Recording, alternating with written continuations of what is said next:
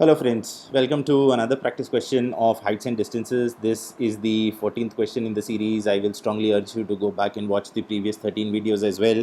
The link to the entire playlist is down there in the description for your reference. ध्यान रखिएगा ये question पूछा गया था CBSE एग्ज़ाम्स ऑफ 2008 में और उसके बाद 2014 में, तो ये एक इम्पॉर्टेंट क्वेश्चन है।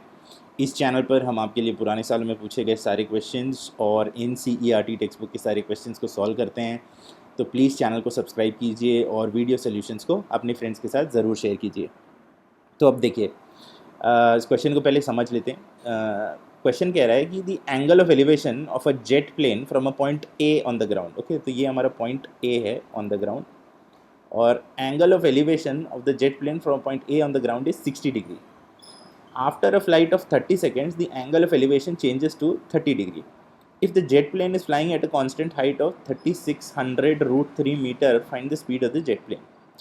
अब एक एक लाइन करके तोड़ते हैं। Angle of elevation of a jet plane from a point A on the ground is 60 degree. तो पहले जो था, जब हमने देखा तो प्लेन हमको यहाँ पर दिखा, इस पॉइंट पर, इस पॉइंट को मैं बोल देता हूँ बी। ओके, और 30 सेकेंड्स के बाद वो प्लेन जो है मुझे यहाँ दिखाई दिया, इस पॉइंट को मैं बोल देता हूँ सी। ठीक है, ये जो प्लेन है ये जिस हाइट पे उड़ रहा है ज़मीन से, इसको मैं बोल देता हूँ डी, और सी के नीचे का जो पॉइंट है ज़मीन पे, इसको मैं बोल देता हूँ ई। अब एक बंदा पॉइंट ए से जब देख रहा है बी की तरफ, तो ये जो एंगल ऑफ एलिवेशन है, ये बड़े वाले एंगल का, जिसे मैं डबल लाइन से डिनोट कर रहा हूँ बड़े एंगल को, ये जो एंगल था ये 60 डिग्री था। ओके, बड़ा वाला एंगल। और ये जो छोटा वाला एंगल है ये हो गया 30 डिग्रीज चेंज होने के बाद। और जो प्लेन की हाइट है, तो बी पॉइंट पर भी प्लेन उसी हाइट पे था जिस हाइट पे सी पॉइंट पे था, और ये हाइट हमें दी हुई है 3600 रूट 3। ओके, तो ये हाइट भी बाय सेम लॉजिक हो जाएगी 3600 रूट 3। ओके, ये हाइट। अब मुझे निकालना है कि find the speed of the jet plane. तो देखिए, हमको ये पता है कि प्लेन ने इतना डिस्टेंस ट्रैवल किया है। ओके, इतना डिस्टेंस, और ये डिस्टेंस ट्रैवल करने में प्लेन को 30 सेकेंड लगे, तो प्लेन का स्पीड कितना होगा। अब मेरे पास बन रहे हैं दो राइट ट्राइंगल्स। ठीक है, दो राइट ट्राइंगल्स, एक राइट ट्राइंगल बन रहा है ट्राइंगल ए बी डी, और दूसरा राइट ट्राइंगल मेरे पास बन रहा है ट्राइंगल ए सी ई। ठीक है, दोनों ट्राइंगल में जो हाइट है वो मुझे पता है। ठीक है, मतलब परपेंडिकुलर का जो लेंथ है वो मुझे पता है 3600 रूट 3, लेकिन जो बेस है वो नहीं पता है, तो मैं बेस को तोड़ लेता हूँ। ठीक है, तो बेस हो जाएगा x1, इसको बोल देता हूँ मैं, और इस वाले पार्ट को बोल देता हूँ x2। तो ध्यान रखिएगा, प्लेन चला है x2 डिस्टेंस 30 सेकेंड्स में। ओके, 30 सेकेंड में x2 चला है, तो प्लेन की एक्चुअल स्पीड कितनी है ये हमको निकालना है। बड़ा ही सिंपल सा क्वेश्चन है, अगर क्वेश्चन समझ आ गया है तो। ठीक है, हमने पूरा फिगर पॉपुलेट कर लिया। अब देखिए, पहले ट्राइंगल ए सी ई को देखते हैं। ठीक है, तो in triangle A C E, what do we have in triangle ACE? What we have is tan of 30 degree, tan 30 is equal to CE upon x1 plus x2, क्योंकि जो बड़ा triangle है उसका बेस x1 प्लस x2 है। अब देखिए, tan 30 होता है 1 अपॉन रूट 3, और ये बराबर हो जाता है CE, यानी कि 3600 root 3 divided by x1 plus x2 के। तो मुझे यहाँ से क्या मिल रहा है, x1 plus x2 is equal to 3600 into 3।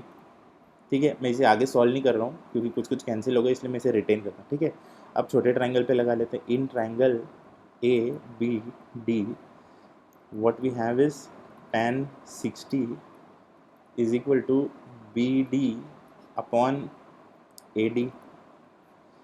What this means is tan 60 is, we know, root 3 is equal to BD is 3600 root 3 divided by AD which is x1। ये root 3 से ये रूट 3 कैंसिल हो जाएगा और मुझे मिलेगा x1 is equal to 3600। Okay, अब आप देखिए, दिस इज माई इक्वेशन 2।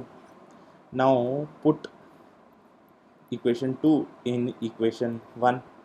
ठीक है. So we have x1 plus x2 is equal to 3600 into 3, or x1 is 3600 from equation 2. So what we get is 3600 plus x2 is equal to 3600 into 3. So what we'll get is x2 is equal to 3600 into 2, which is 7200, and this is the answer. कि 7200 meters is the distance जो कि plane चला है. Okay, we